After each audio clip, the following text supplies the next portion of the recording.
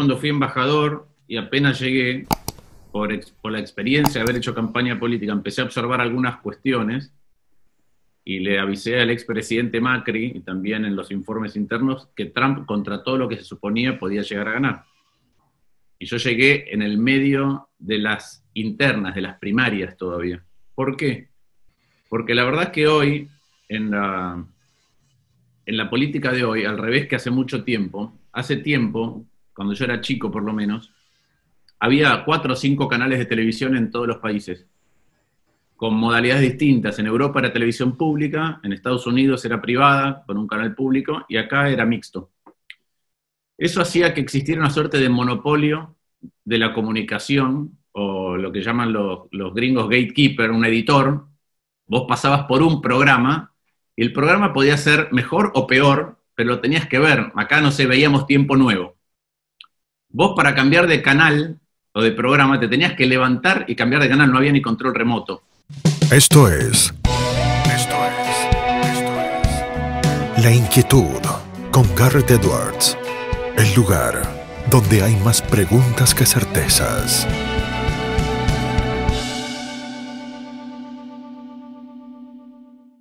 La siguiente es una charla que mantuve con el senador Martín Lustó en julio de 2020 para un evento de Fundación Libertad, cuando estábamos en el medio de la cuarentena dura y de la pandemia por el COVID-19. Charlamos absolutamente de todo y es un documento histórico muy valioso para tratar de entender al Martín Lustó de ahora en el medio del camino por las elecciones 2023 en la Argentina. Bueno, Martín Lustó es muy conocido por todos nosotros, es economista, ha ocupado cargos muy importantes, entre ellos el propio Ministerio de Economía, actualmente es senador por la oposición, por el grupo Juntos por el Cambio, es un senador muy relevante y desde luego con un gran futuro político. Yo quiero decir adicionalmente que nosotros tuvimos la suerte de tratar con Martín hace muchos años. Él vino en un par de ocasiones a la Fundación Libertad justamente a presentar una propuesta de federalismo fiscal, ¿no? Que Martín, uno tiene la idea de que la Argentina es un eterno déjà vu, porque como que siempre estamos discutiendo las mismas cosas, ¿no? Pero bueno, realmente te agradezco mucho, sabés que hace tiempo que queríamos concretar esta reunión, hay mucha gente de toda nuestra red nacional escuchándote. Y yo ahora le voy a ceder, reiterando el agradecimiento, le voy a ceder la palabra a Garrett Edwards, que va a coordinar este diálogo contigo. Gracias por acompañarnos. Gracias a vos, Gerardo. Muchas gracias, Gerardo. Muchas gracias, Martín, por acompañarnos. Es un placer tenerte aquí con nosotros. Y Gerardo me parece que ya dio la nota y el punto de una de las cuestiones para arrancar, que es más bien de coyuntura, pero que nos ubica en todo lo que va sucediendo en la Argentina, con una pregunta que se desprende de tu alocución, podríamos decir hoy, porque fue pasada la medianoche, ¿sí? Te lo voy a preguntar primero como corresponde. ¿Lo puedo tutear, Martín, después de lo que fue anoche con otro cruce más con la vicepresidente, con Cristina Fernández? ¿Qué tal, Garrett? ¿Cómo estás? Primero quería saludarlos a todos, muchas gracias por la invitación, es un placer. Como decía Gerardo, estoy un poco agotado, no solamente en el cruce es lo de menos, o los cruces son lo de menos, es que las sesiones son largas, y al estar todo el mundo de manera virtual se hace más intenso la necesidad de atención, ¿sí? Como pasa también con estos Zooms que uno hace cotidianamente. Y después tengo un hijo de 7 años, que me suele despertar todavía a la noche, así que todavía estoy un poco cansado. Obviamente tuteémonos. Yo tuteo a todo el mundo, y de hecho soy bastante informal, pero creo que cuando uno está representando algo más que uno mismo, las formas son muy importantes. Recién lo vi por ahí a mi padre sabe que yo soy muy informal, pero cada vez que estoy en una actividad o una función donde represento a otros, por ejemplo, como embajador o como ministro o ahora como senador, me parece que las formas son sumamente importantes. Las formas hacen al fondo también. Martín, retomando con el tema del Congreso, que me parece que está en la primera parte de la agenda y de la mesa, cada vez que les toca sesionar, cada vez que le toca presidir a Cristina Fernández, se dan estos cruces que, como vos decías bien, son solamente un gesto, una porción o una parte de lo complicado y lo trabajoso de la tarea legislativa en estas épocas en la Argentina. ¿Cómo vas viendo vos este movimiento, este funcionamiento del Congreso durante la pandemia, del Congreso con versión remota y del Congreso con una Cristina que ayer decía que ella supuestamente se había bancado, sí, un montón de cosas cuando era minoría, cuando estaba en la oposición, cuando daría la impresión de que, a ver, lo que se bancaba era el proceso y el funcionamiento propio de las instituciones del Poder Legislativo, ¿no? A ver, yo voy a aclarar un poquito el tema de ayer, el fondo de la cuestión. El fondo de la cuestión tiene que ver con lo siguiente, y después si querés vamos al problema estructural. El fondo de la discusión ayer es que nosotros acordamos para funcionar de manera telemática, es decir, a distancia, un reglamento primero, ¿sí? Un protocolo de funcionamiento a distancia, con todas las complicaciones que tiene, ustedes lo ven con los Zoom, pero imaginen si tuvieran que organizar no un Zoom, no un diálogo, sino un proceso de votación donde se exige, otra vez, que todos puedan tener el micrófono abierto, que todos vean las mismas cosas, que uno pueda dar quórum o dejar de dar quórum, cosa que no se puede en el sistema. El sistema no está preparado para poder hacer eso. El sistema lo puede cerrar el que lo administra, que es como que te apaguen el Congreso, cosa que ya nos pasó una vez. Los micrófonos los puede habilitar o no la presidenta. Lo que ve la presidenta y lo que ven el resto de los senadores que están sentados en sus casas o en otros lugares no es lo mismo. Lo que muestra la televisión no es lo que ve el resto de los senadores y lo que se escucha tampoco. Entonces ya es altamente anormal, y cuando nosotros convinimos en aprobar por 2/3 un protocolo para funcionar, dijimos, restringamos lo primero al COVID porque tenemos que ver cómo funciona, y una muestra de buena voluntad de todos nosotros en el medio de la gravedad institucional que tenía la Argentina. Lo primero que hizo el propio oficialismo al mes es no cumplir con el reglamento ese que nos dimos. Y empezó a tratar temas que no tenían que ver, cuando podía haber esperado 60 días, que era el plazo que nos habíamos dado, y empezar a incorporar otros temas con un nuevo reglamento. Ese reglamento se venció y se prorrogó de manera irregular, porque uno no puede prorrogar lo que está vencido. Tendría que haber sentado a todos otra vez para acordar un nuevo funcionamiento telemático. No lo hizo y dictó un nuevo decreto presidencial del Senado, y ayer nosotros objetamos eso. Y cuando objetamos y no votamos ese decreto, yo pedí que constara en actas. Entonces, el secretario y el prosecretario parlamentario acordaron, que son del oficialismo y la oposición, acordaron una redacción. Yo estaba sentado presidiendo la sesión. Cuando me fui y volvió ella hizo borrar lo que estaba en el acta. Y ahí fue mi discusión con ella.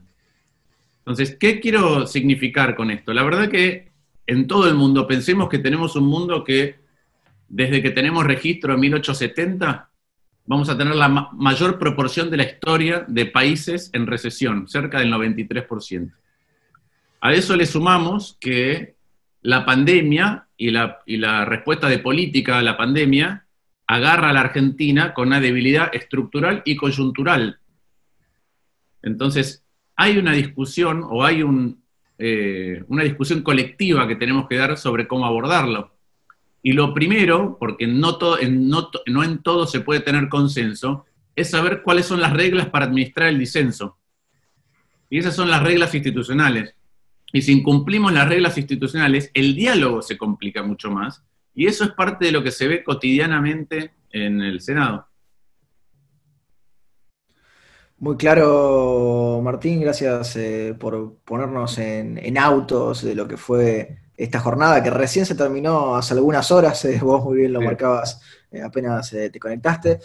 Antes de volver a Argentina, si te parece, damos una vuelta por el mundo, lo vamos conectando obviamente con nuestro país, pero arrancamos por otros lugares. Vos hablabas de la embajada estadounidense, obviamente de tu paso como embajador en los Estados Unidos, allá en DuPont Circle, en Washington, D.C., en un año muy particular y en un año doblemente particular en los Estados Unidos, porque vamos viendo lo que va pasando entre los demócratas y los republicanos de cara a las elecciones el 3 de noviembre de 2020.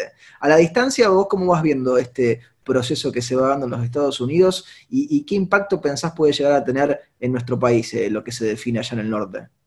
A ver, un par de reflexiones que a veces me parece que están subestimadas. Yo cuando fui embajador y apenas llegué, por la experiencia de haber hecho campaña política, empecé a observar algunas cuestiones y le avisé al expresidente Macri, y también en los informes internos, que Trump, contra todo lo que se suponía, podía llegar a ganar. Y yo llegué en el medio de las internas, de las primarias todavía. ¿Por qué? Porque la verdad es que hoy, en la política de hoy, al revés que hace mucho tiempo, hace tiempo, cuando yo era chico por lo menos, había 4 o 5 canales de televisión en todos los países, con modalidades distintas. En Europa era televisión pública, en Estados Unidos era privada, con un canal público, y acá era mixto. Eso hacía que existiera una suerte de monopolio de la comunicación, o lo que llaman los gringos gatekeeper, un editor. Vos pasabas por un programa, y el programa podía ser mejor o peor, pero lo tenías que ver. Acá, no sé, veíamos Tiempo Nuevo. Vos, para cambiar de canal o de programa, te tenías que levantar y cambiar de canal, no había ni control remoto. Era un esfuerzo. Entonces iba alguien que te podía aburrir o no, podía hablar técnicamente o no, pero vos estabas casi obligado a verlo. El mundo de hoy, donde hay 130 canales cuando llegas a tu casa, más internet, es un mundo donde lo que hay es una disputa monumental por tu atención. Entonces, la lógica de la comunicación es distinta. No es ni una comunicación política, ni es una comunicación pedagógica, porque ahí hay una diferencia. Cuando vos tenés que dar clases, el que recibe las clases está más o menos ahí por su propia voluntad o porque lo mandaron los padres y está obligado a escucharte. Cuando vos tenés tanta puja por la atención del ciudadano, del votante, una de las cosas que ocurre es que lo estridente gana lugar. Y yo veía que el rating de los debates republicanos era muy superior al rating de los debates demócratas, que eran mucho más profundos. Entonces ahí me parecía que había una fuente de acceso a una enorme cantidad de gente, más los problemas que todavía arrastraba y sigue arrastrando Estados Unidos y el resto del mundo de la crisis del 2008, que le daban a Trump una oportunidad importante. Y a mí me parece que ese fenómeno de la comunicación, que no es solamente Internet, sino es esta disputa por la atención del ciudadano, es lo que favorece el populismo. ¿El populismo como qué? El populismo como la subordinación del largo plazo al corto plazo. La descripción de problemas complejos de una manera muy sencilla y la propuesta de soluciones no profundas o falsas. Ahora, eso no quiere decir que no haya en algunos de los líderes populistas intuiciones importantes de algunas cuestiones, que después, por algo son líderes, que después sus equipos más técnicos elaboran. Trump tenía, si uno quiere, y después elaborado por los equipos técnicos, 3 intuiciones importantes. La primera tiene que ver con que, que los aliados tradicionales de Estados Unidos en el establecimiento de su poder habían mutado mucho y ya no servían como antes. ¿Cuáles son esos aliados? Uno, el multilateralismo. ¿Por qué? Porque se había metido a China dentro del multilateralismo para que cumpliera con las reglas, pero la manera de actuar de China empezaba a generar una competencia incipiente, cada vez más grande, de disputa de poder. El segundo era las empresas estadounidenses. Por eso Trump insistía mucho con relocalizarlas en Estados Unidos, porque ya habían dejado de ser empresas estadounidenses que actuaban en función de tales, eran empresas globales. Y la tercera era Europa. Entonces empezó a ejercer presión de manera poco ortodoxa en un montón de ámbitos distintos, y la verdad es que cuando uno mira objetivamente, más allá de los gustos o no, hay algunos de los gustos de las formas y de la naturaleza institucional o no de ciertas actitudes del presidente Trump, ha tenido ciertos logros en el ámbito de la política internacional, que alguien podría decir que eran relativamente inesperados. Trump es alguien que, en mi opinión, deshace un sistema por esta concepción. Este sistema ya no le funciona más a Estados Unidos, pero no es un constructor del nuevo sistema. Y en eso, entre sus formas más esto que estoy diciendo, genera una tensión política inédita, o por lo menos desde hace casi un siglo que no ocurría en los Estados Unidos. Y eso a mí me preocupa en una dimensión adicional que voy a abordar con respecto a tu pregunta. A esta crisis global tan compleja, los tres grandes centros de poder, los tres grandes motores de la economía del mundo entran con problemas particulares, cada uno. China entra con un nivel de deuda pública y privada monumental y una gran burbuja.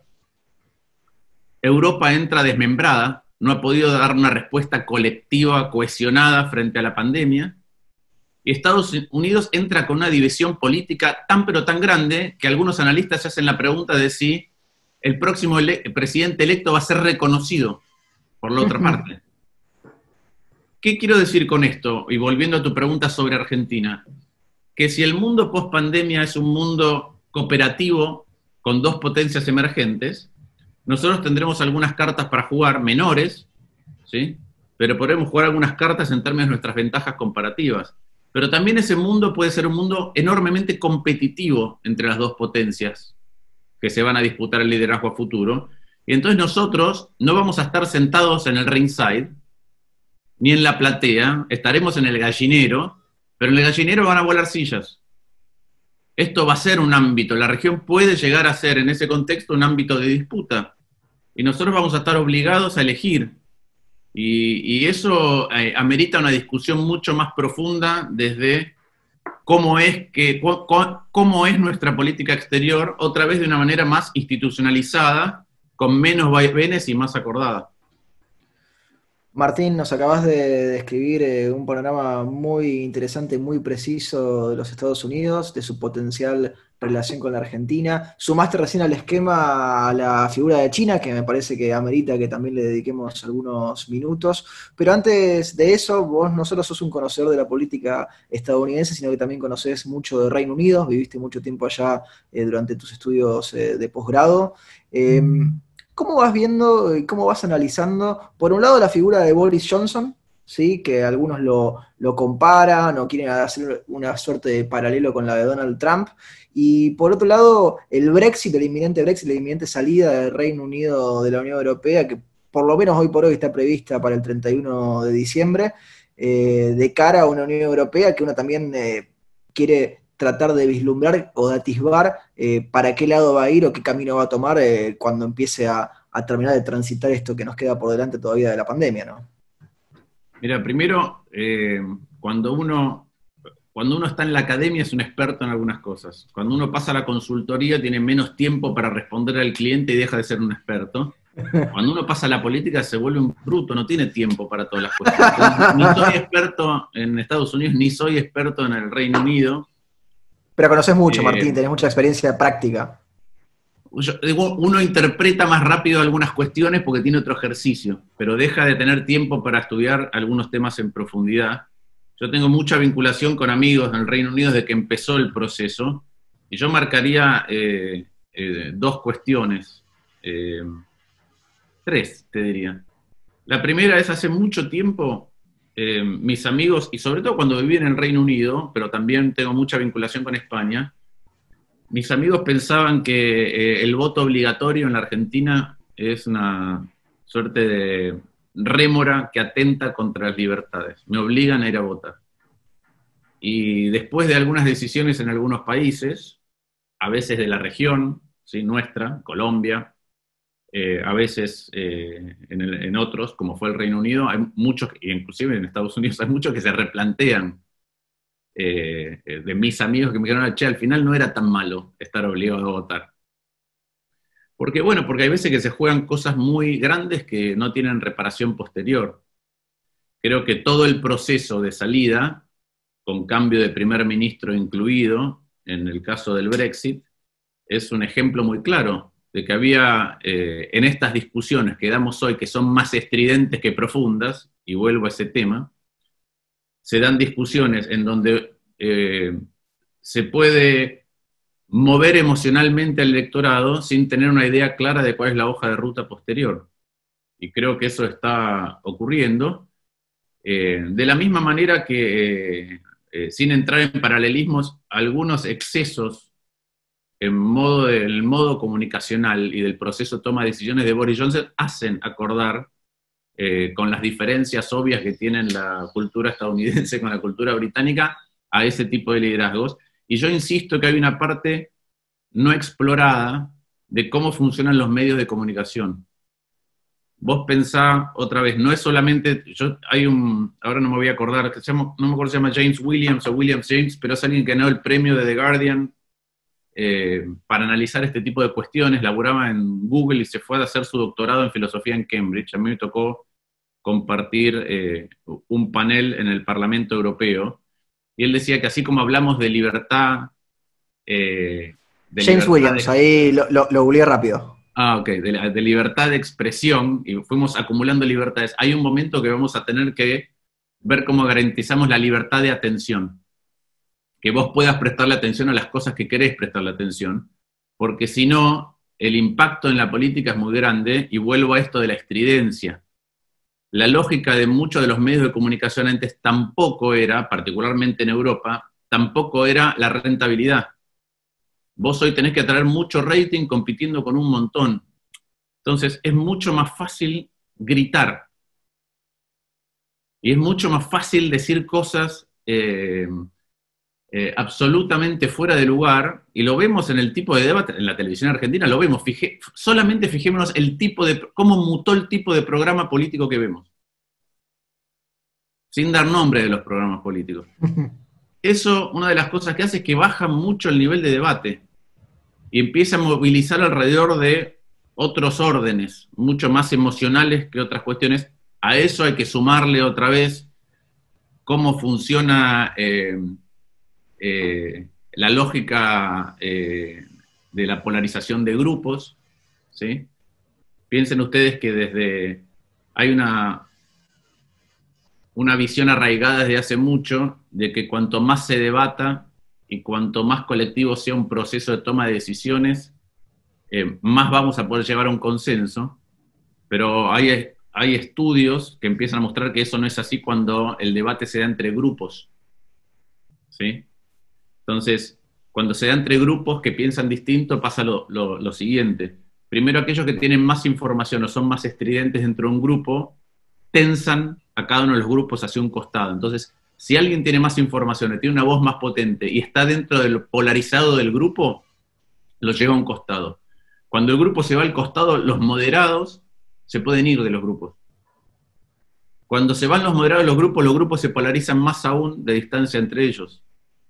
Hay algunos que tienen temor a la reputación cuando eso pasa y dejan de hablar dentro de los grupos. Si además la interacción no es solamente intragrupos, sino entre grupos, la discusión pública se torna todavía mucho más álgida. Y si se da anónimamente como en las redes, es mucho peor. Y este es un tipo de comunicación al que estamos asistiendo hoy. Entonces, degrada muchísimo el ámbito del debate público, muchísimo, y a veces hace muy difícil salir de eso. Entonces yo creo que ese es un proceso emocional de las sociedades atravesadas por la nueva lógica de los medios de comunicación de todo tipo, que genera este tipo de liderazgos, con los matices que pueden tener en cada uno de los países, pero genera y va a seguir generando este tipo de liderazgos. Entonces, la capacidad de colectiva de poder abordar procesos complejos como los que estás describiendo son mucho más bajas. Y a eso le sumaría un ejercicio que tienen que hacer los partidos políticos en serio, que es los partidos políticos en serio, más que los líderes transitorios, tienen que estar haciendo la siguiente tarea, en mi opinión. Tienen que ser capaces, por un lado, de proveer diagnósticos profundos y soluciones concretas y correctas, pero por otro lado, ser capaces de comunicarlas de otra manera. ¿Por qué? Porque otra vez, una cosa en este contexto es dar una clase o un Zoom donde el que está sentado del otro lado quiere escuchar, y otra cosa es tener que llamarle la atención al que está trabajando en la casa y está escuchando la radio, o está manejando el auto. no es el mismo modo de comunicación. Y ese esfuerzo es un esfuerzo que es nuevo para la política, y sobre el cual me parece que hay veces que no se le pone la suficiente atención. Martín, te traigo más para nuestros pagos. Ya mencionaste en varias ocasiones la adjetivación de estridente, hablaste de discusiones más estridentes que profundas, hablaste de un populismo que ofrece soluciones que no son profundas o que son más bien falsas, ¿sí? Y también agregaste recién cuando analizabas el panorama internacional la degradación que se ha dado en el ámbito del debate público. ¿Cuán degradado está el debate público en la Argentina hoy por hoy? A ver, para responderte eso, déjame apelar al diagnóstico, o déjame apelar a qué es lo que está pasando para ver si estamos debatiendo algo de lo que deberíamos debatir. Me abstraigo del impacto de la pandemia, si quieren después lo incorporo. Dale. Argentina es el país que menos creció en el último medio siglo. Creció menos que la mitad del promedio mundial, y es el país que más recesiones ha tenido en los últimos 50 o 60 años del mundo. ¿Sí? Es un país que tiene, antes de la pandemia, 7 veces más pobreza que en el año 74, y el doble de desigualdad. Es un país que estuvo atrapado en innumerables crisis, ¿no? Yo empecé a estudiar economía en el año 89, tuve hiperinflación en el 89, hiperinflación en el 90, después tuve el tequila en el 95 y otra crisis financiera internacional en el 2009. En el entremedio de esas dos cosas estuvimos atrapados en una gran depresión igual a la de Estados Unidos, del año 98 hasta el 2002, perdimos 20 puntos del producto, se rompieron todos los contratos. Además de las hiperinflaciones, tuvimos el default más grande del mundo. Tuvimos, en ese transcurso de tiempo, hiperinflaciones 2, el default más grande del mundo, después tuvimos otros, tuvimos una depresión económica, y después tuvimos devaluaciones y recesiones en el año 2012, 2014, 2016, 2018, 2019. Es la segunda vez, y ahora se va a agravar los lapsos de tiempo, en que Argentina queda atrapado en ciclos de más de una década sin crecer en el ingreso por habitante. Del año 74 al año 90, Argentina no creció en el ingreso por habitante. Desde el 2008, si mal no recuerdo, hasta el año 2019 tampoco. Cuando ahora impacte la economía este año, la pandemia, el ingreso por habitante va a ser similar al año 98. Que decir que del 98 al 2020, 22 años no crecimos en el ingreso por habitante. Desde el 74 al 90 no crecimos en ingreso por habitante. 16 son 38 años de 46. Más del 80%, 83%. Entonces, la pregunta que yo hago, y en el medio de todo esto, tenemos degradación en todos los bienes y servicios públicos que recibimos, y más impuestos. Entonces la pregunta es, ¿qué de todo el debate público, si hay una clase dirigente, y me amplío esta interpelación no solo a la clase política, sino a la clase dirigente en su totalidad, que ve que en medio siglo su país es uno de los que menos crece, que tiene más crisis económicas que los demás, que tiene más recesiones que ningún otro del planeta, que se atrapa en 2 ciclos larguísimos de no crecimiento del ingreso por habitante, que tiene el doble de desigualdad y 7 veces más pobreza, que alguien me diga si estamos debatiendo alguna de las causas de eso. Me parece que respondiste excelentemente la pregunta, Martín. Nos dejaste con una inquietud mucho mayor que la original y da para seguir profundizando todo esto, ¿no? Los economistas ya desde antaño, podríamos decir por lo menos desde Adam Smith en adelante, le han dado una gran importancia a la generación de la riqueza. A ver, no por nada es La riqueza de las naciones, uno de los libros más conocidos de Smith, el otro, La teoría de los sentimientos morales.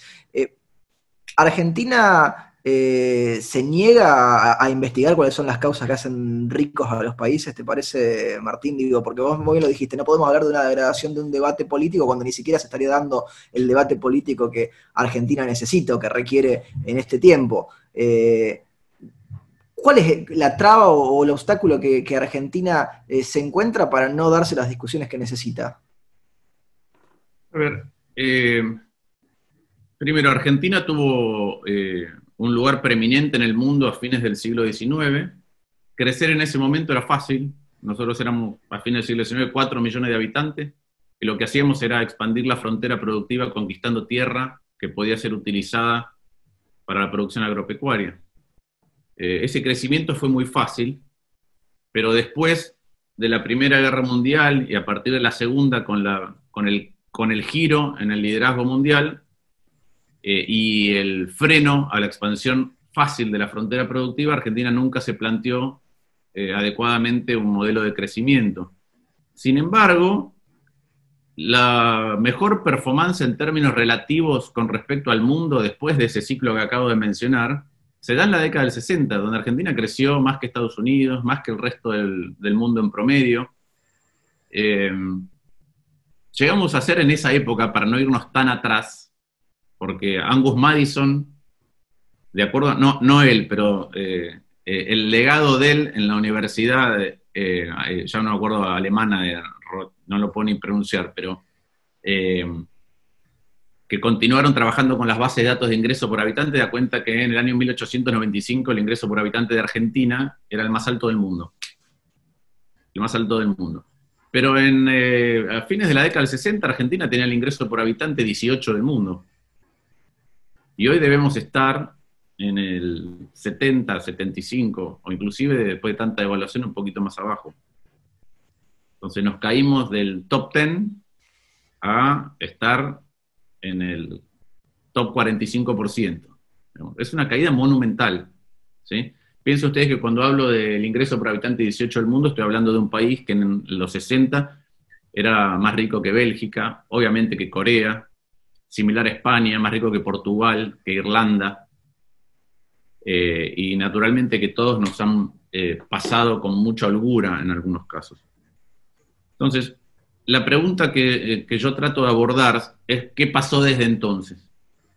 Y desde entonces yo tengo este diagnóstico de por qué estamos tan trabados, que se suma a algunos diagnósticos que vienen de hace mucho, que tienen que ver con la puja distributiva y con lo que Pablo Gerchunov y Martín Rapetti llaman los dos equilibrios de la Argentina. ¿Qué son los dos equilibrios de la Argentina? Los dos equilibrios de la Argentina son el equilibrio social y el equilibrio macroeconómico. El equilibrio social se da por una sociedad que es demandante por haber tenido un pasado de ampliaciones de derechos que podía ser sustentado con la riqueza generada previamente, pero que en algún momento se agotó esa generación de riqueza, y que entonces esas demandas exceden lo que puede dar tanto el Estado como la sociedad argentina, y por eso Argentina entra tantas veces en déficit fiscal y en déficit de cuenta corriente. Es decir, consume por encima de lo que produce como sociedad, déficit de cuenta corriente, gasta más de lo que genera el Estado, el fisco. Entonces, ese equilibrio macroeconómico, ese equilibrio social requiere, para darse, de más gasto público y de un tipo de cambio más bajo, es decir, salarios en dólares más altos.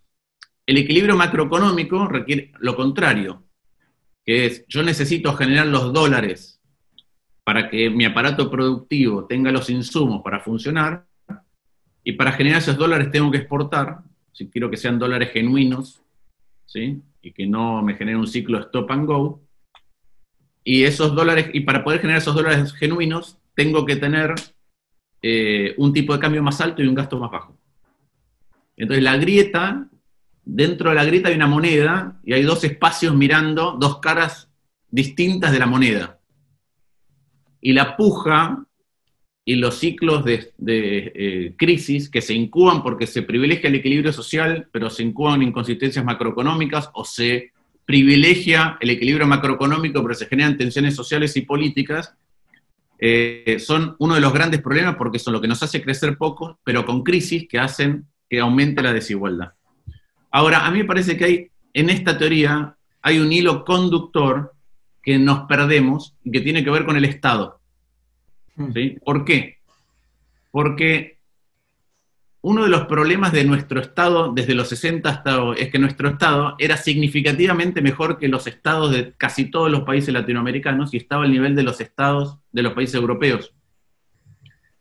Y sin embargo, nuestro Estado ahora tiene mucha más plata que antes, cobra muchos más impuestos, primero, tiene 3 veces más recursos por habitante que hace 20 o 25 años, deberíamos recibir 3 veces más bienes y servicios, salud, educación, justicia, seguridad, infraestructura, no recibimos. Y ese Estado, que gasta cada vez peor, hace que, si quiero atender el equilibrio social, necesito más dinero para poder atenderlo como corresponde, porque es improductivo, pero cada vez que gasto más dinero y cobro más impuestos, alejo el equilibrio macroeconómico. ¿Por qué alejo el equilibrio macroeconómico? Porque nosotros pensamos todo el tiempo que salvo para las grandes potencias, para esta disputa, por ejemplo, entre China y Estados Unidos, que hoy los países no compiten. ¿Por qué? Porque no se disputan territorios de distintas maneras, entre ellas la bélica. Pero la verdad es que los países compiten todo el tiempo. ¿Cómo compiten? Compiten cotidianamente e indirectamente a través de los bienes y servicios que producimos. El 58% del costo promedio de producir en la Argentina es el Estado. Entonces, cada vez que alguien produce un bien, está compitiendo indirectamente, está llevando sobre sí mismo, como mochila, a la clase política, a las leyes que nos damos, a las normas sindicales, está tratando de exportar eso indirectamente. Si eso es malo en la combinación costo-calidad, la única manera de exportarlo es con un tipo de cambio más alto. Necesito ser más barato en dólares para exportar un 58% de mi producto, que es peor en precio-calidad. Necesito ser barato en dólares.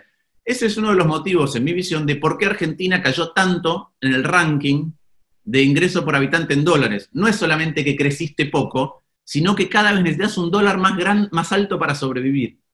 Entonces, por eso te ser más barato para el resto del mundo para que te compren. Exactamente. Ahora, eso quiere decir que en ingreso por habitante somos más pobres. Para ponerlo de otra manera, y yo uso esta metáfora, me parece que es mucho más clara, Nokia, ¿sí?, llegó a ser el 4% del PBI de Finlandia, y era el 25% de las exportaciones, el 40% de la investigación y desarrollo privada, de los impuestos corporativos, y un día Steve Jobs inventó el smartphone que conocemos hoy. El iPhone. Y Nokia quebró. ¿Sí? La compró Microsoft, de hecho, después. El impacto en Finlandia fue muy fuerte, de una compañía que era eso. Entonces yo la pregunta que me hago es, ¿qué pasa si lo que está perdiendo la carrera de productividad con el resto del mundo no es tu principal empresa, sino tu Estado? Y yo creo que eso es lo que está pasando en la Argentina desde hace 50 años. Independientemente de si creemos que el Estado es mejor ahora que hace 50 años, yo creo que es peor en términos de lo que te cobra y lo que te da. El problema es que en términos relativos con el resto de los estados del mundo se está volviendo peor. Y entonces, para poder exportarlo necesitas un tipo de cambio más alto, pero el tipo de cambio más alto, el equilibrio macroeconómico, te aleja del equilibrio social. Y te quedas trabado ahí. Es como si yo te dijera que el Estado, a medida que es peor, es un factor que tensiona el elástico y por ende la distancia entre el equilibrio social y el productivo, y Argentina se traba más, y las visiones son más polarizadas. Entonces yo digo, la grieta es endógena, la creamos nosotros, después nos podemos montar políticamente para sacarle jugo, como hacen algunos espacios, pero la grieta es endógena y está originada en un Estado que es cada vez peor. Y por eso es que la discusión sobre la pandemia es absolutamente relevante, porque nosotros vamos a tener después de la pandemia un Estado con más presencia. La pregunta es, ¿la mayor presencia la vamos a usar para corregir todos los defectos acumulados o lo vamos a usar para acentuar los efectos acumulados?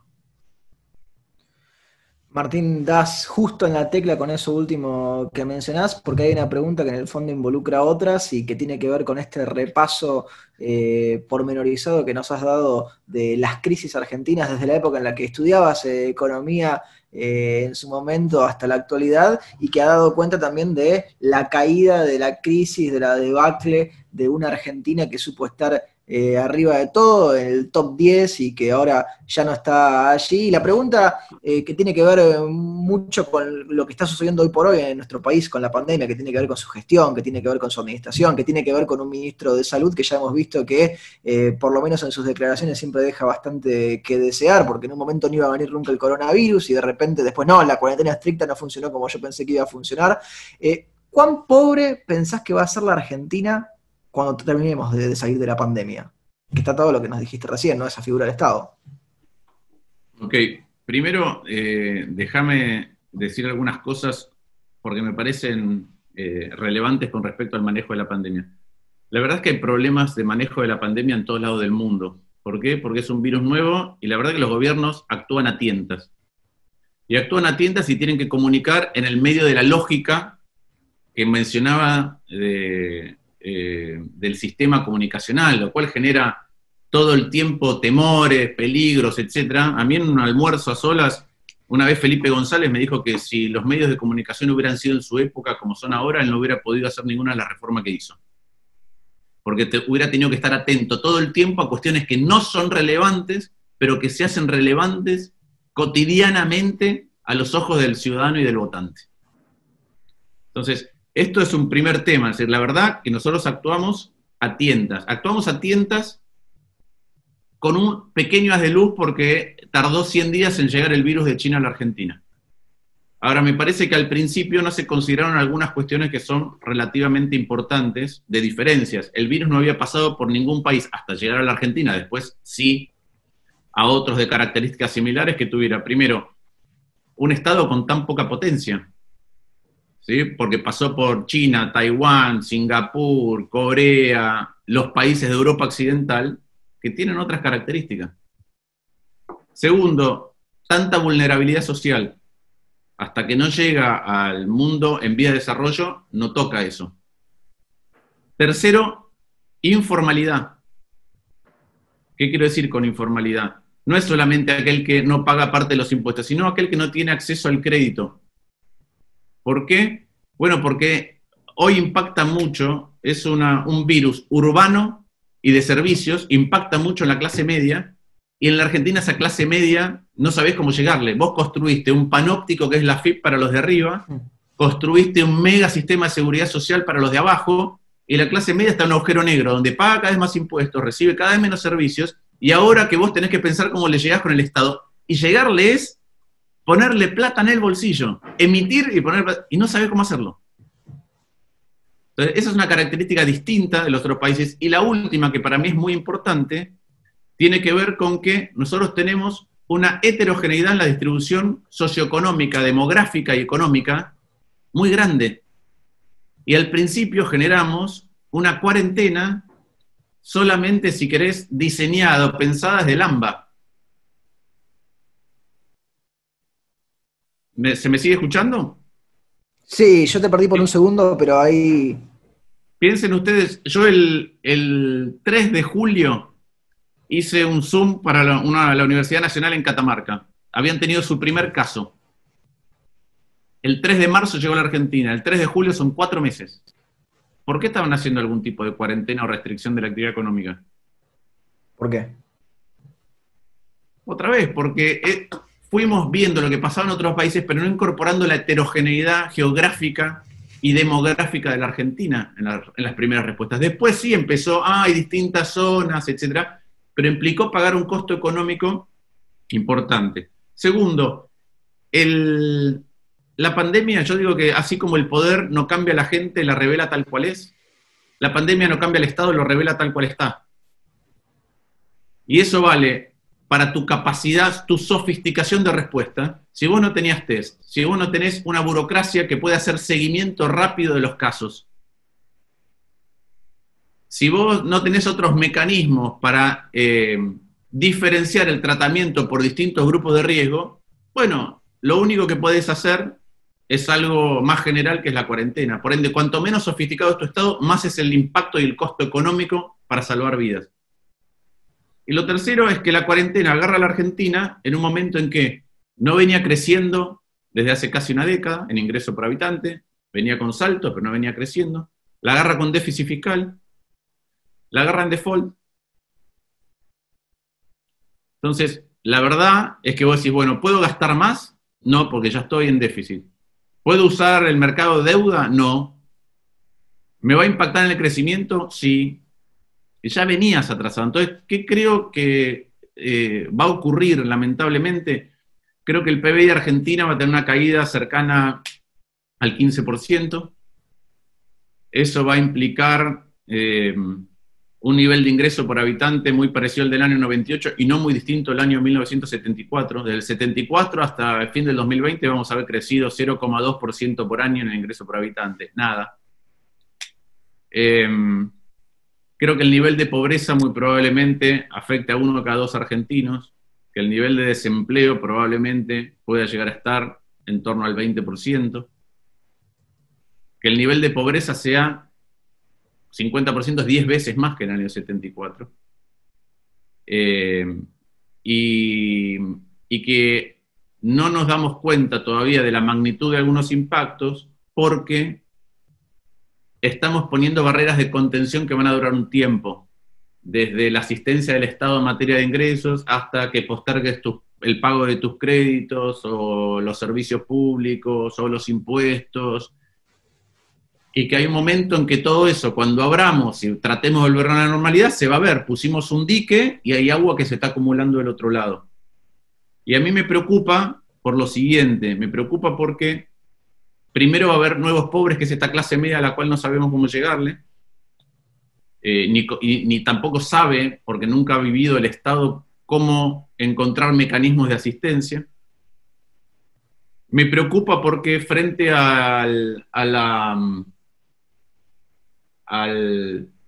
los problemas agravados, la respuesta de muchos espacios va a ser tensionarse, irse a los extremos. Y acabo de escribir lo contrario, que tenemos que abordar colectivamente cómo ese Estado que va a quedar más grande lo hacemos más inteligente y reconducimos los problemas donde hay defectos acumulados y privilegios en el Estado, cómo lo reconducimos rápido de otra manera. Me parece que la demora en estar discutiendo esto hoy colectivamente está generando una falsa sensación, a pesar de que hay mucha gente que la está pasando mal, y que hay mucha clase dirigente que empieza a entender lo que va a enfrentar a Argentina, que hay una comprensión racional pero no emocional todavía de la clase dirigente. Y no me olvido, y voy a citar a un amigo, que es Andrés Malamud, que sí, antes de que viniera la pandemia... La tuvimos hace algunas semanas acá. Andrés, un día en una conversación me dijo, antes de la pandemia, si recordábamos, en Chile la gente estaba enojada, en Ecuador la gente estaba enojada, en Bolivia la gente estaba enojada. En Argentina había enojo acumulado, pero había un cambio de gobierno, con lo cual había un elemento para, por lo menos, de generador de paciencia y de expectativas. Y la pregunta es, ¿dónde está el enojo? Y Andrés dice, no se fue el enojo, está en cuarentena también.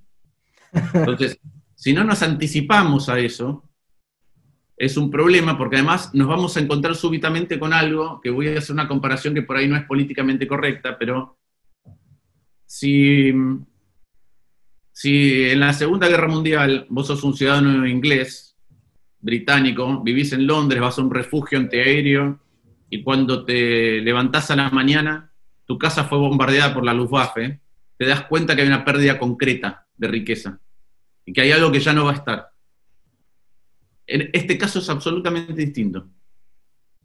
No lo ves así, no ves que hay cosas que se están perdiendo, hay relaciones laborales, empresas y trabajos que están perdiendo permanentemente, y no hay, si querés, un discurso público con respecto a esto, y esa también es una enorme diferencia. Yo creo que con el 2002, que los seres humanos cuando vivimos algo nuevo, tratamos de encajarlo en algún patrón de algo que conocemos. Y en la Argentina la última gran crisis fue la de 2002 y tratamos de encastrarlo ahí, y es otro animal completamente distinto en varias cuestiones, en la económica, pero también en el humor de cómo la sociedad lo aborda.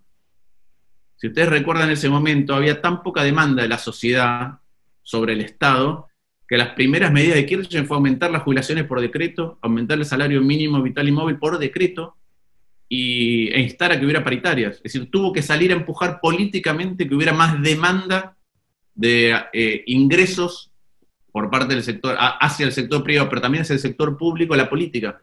Ahora es al revés. Entonces nosotros vamos a tener que ser muy conscientes de las redistribuciones que van a ser necesarias. Y esas redistribuciones son de todo tipo y color, porque hay un montón de privilegios acumulados en un montón de lugares y de disfuncionalidades en el Estado. Pero piensen ustedes que hay capital que está en cuarentena y no puede producir. Capital que no está en cuarentena y puede producir. Trabajo que está en cuarentena y no puede trabajar. Trabajo que no está en cuarentena y puede trabajar. Y también hay certidumbre de ingreso, en el caso de los ingresos del sector público, no sé por cuánto tiempo, pero la hay, frente a aquellos que están perdiendo toda fuente de ingreso.